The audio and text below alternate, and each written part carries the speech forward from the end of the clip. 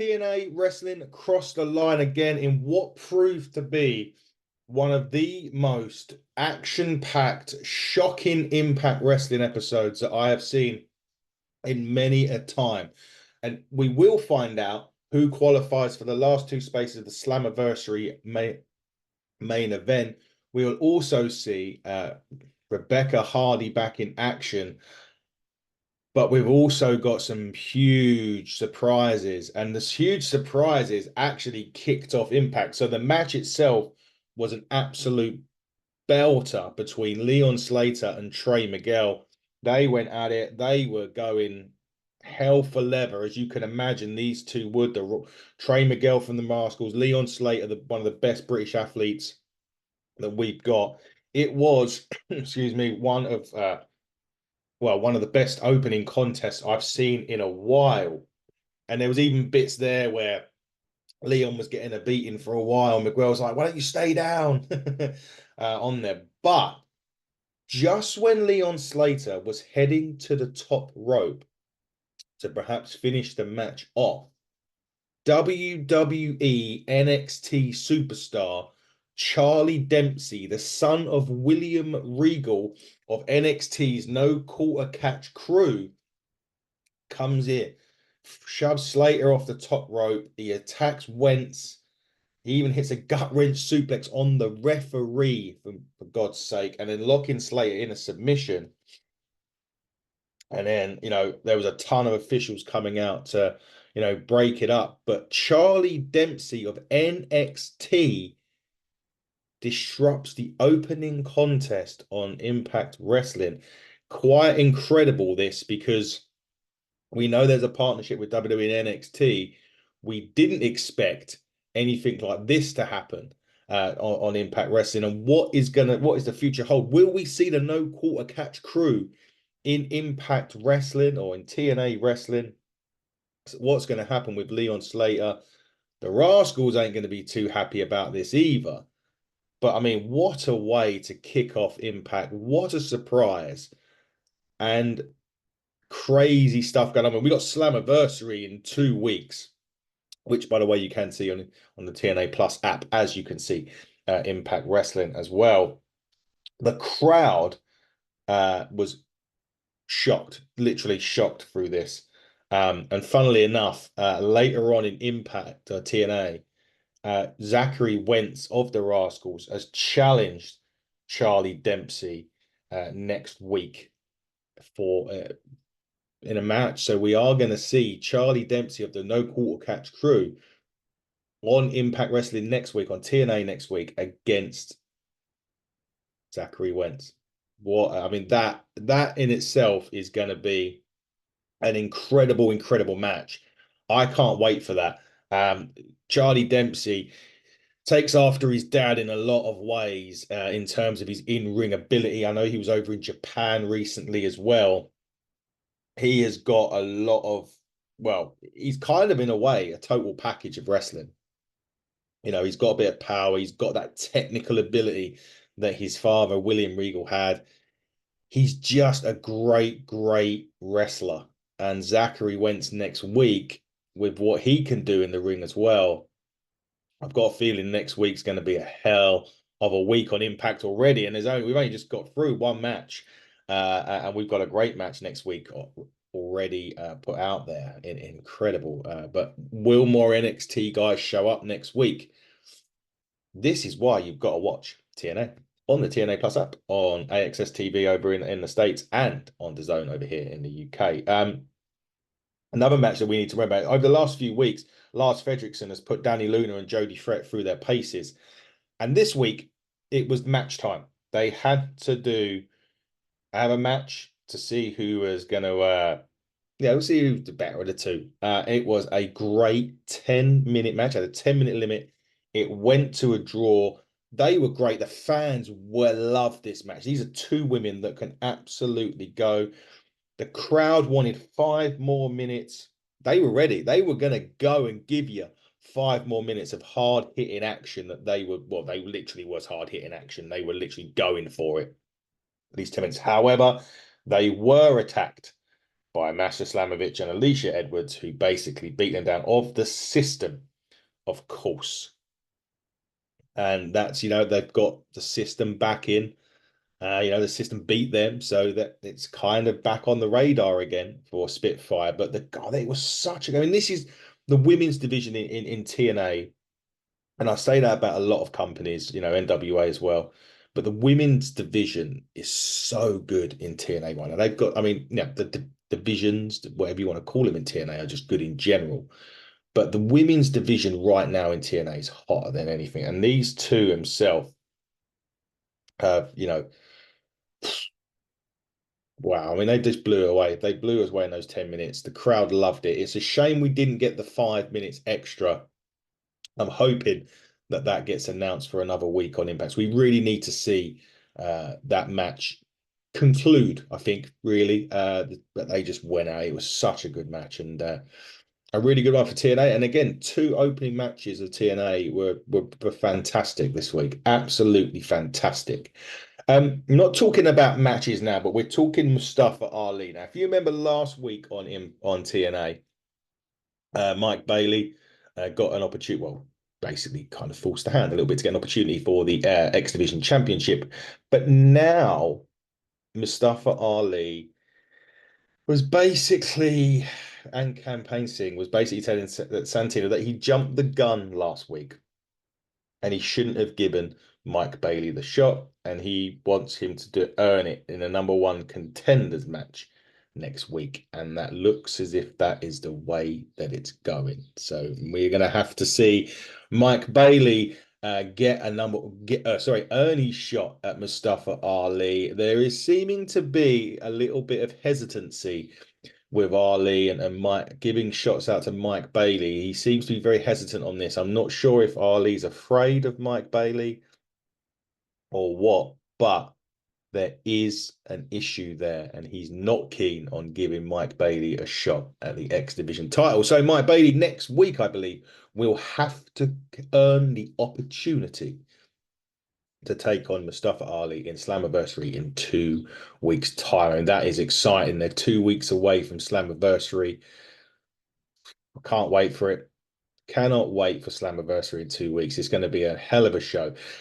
Getting into the Slammiversary, remember there's 2 qualifiers left to go into the 6-man to take on Moose at Slammiversary for the championship. And one of those matches was next on Impact Wrestling. It was Frankie Kazarian, Mike Santana, hard hitting match. This was the match felt big time anyway because of the 2 competitors in the ring, what was on the line, but they delivered in that as well. You could feel that it was a big match. It had that big fight feel to it. There was a hard hitting contest.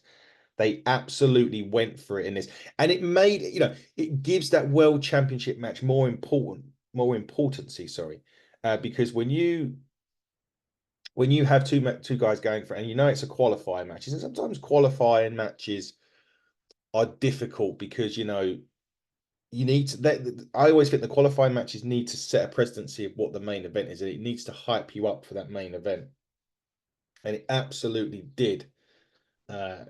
In many ways, it was fantastic. However, the end of this match, Santana went face. Well, JDC comes out in this, and he grabs Santana as he's going to hit the STP, throws him into the ring post. He's busted open. The referee counts to 10, and Santana is counted out. And that means Frankie Kazarian is on his way to Slammiversary in one of the final 2 spots available. There is now 1 spot left to take on Moose, and that will be out of Joe Hendry and Jake something. However, these guys are going to. I didn't like the end too much. I just felt like it would have been better if it was settled in the ring with a clean 1, 2, 3. That's just because the match had that big fight feel. It had that specialty about it. You felt you was into it. So I just felt the end was a little bit of a letdown because just because of the way it ended. But I'm sure Santana will go that way and go for JDC. But yeah, I just wish they'd ended it in the ring. But just because of the how how good the match was, B, the stakes in the match was so high, where the winner was going to get given the opportunity to go for the championship shot at Slammiversary. So bit of a shame how it ended, but nevertheless, great match. And Frankie Kazarian goes on to Slammiversary for the world title. Interestingly enough, there was a backstage promo with Bullet Club ABC. Now, for what we know with the Bullet Club is the last few weeks, they're back on the same page. They're doing what they should be doing. There's no stuff going on with them. There's no inconsistencies with them. But they are now chasing the TNA Tag Team Championships again. And they are now going for the system. They've got their sights set on Eddie Edwards and Brian Myers, the tag team champions. Will we see that at Slammiversary? And more to the point, will Bullet Club ABC regain the tag team championships from the system when they do compete? Or will those old wounds or all those old inconsistencies come back and cost Bullet Club ABC? We'll have to wait and see. We'll have to wait and see even if they get a tag team title opportunity. But suffice to say, they've got the system in their sights. Now, let's take you back to last week, the date between Steph DeLander and PCO, where it was interrupted. There was remember AJ Francis, Rich Swann comes out, Steph DeLander goes through a table. They cut back to a scene of last week where PCO's freaking out. Steph DeLander awakens in a room. And then they quickly cut away to Rich Swann. And now he's now got, Rich Swann and AJ Francis, who AJ Francis has not only got the Digital Media Championship, he's now got the International Heavyweight Championship. They taunt PCO on the screen, and he's unafraid. And basically, AJ Francis probably makes a little mistake here, because he said that he doesn't care about, or he's not afraid to defend his titles anywhere at any time.